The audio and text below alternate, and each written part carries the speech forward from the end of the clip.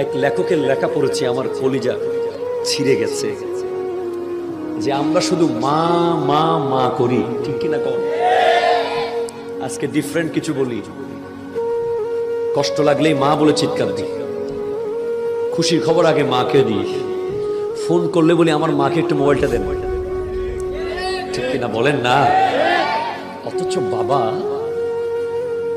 মা 9 মাস পেটে রাখে, বাবা 25 বছর মাথার উপর রাখে।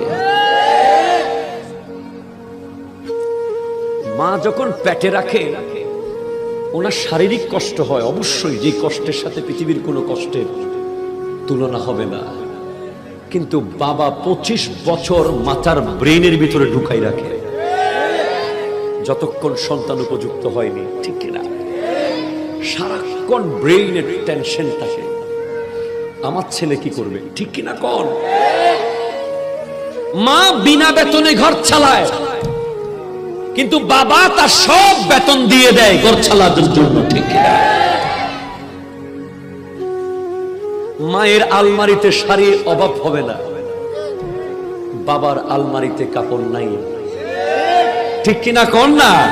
কারণ মাকে ছেলেও দে, স্বামীও দে, বোনও দে, মেয়েও দে, মেয়ের জামাইও দে, ঠিক কিনা কন?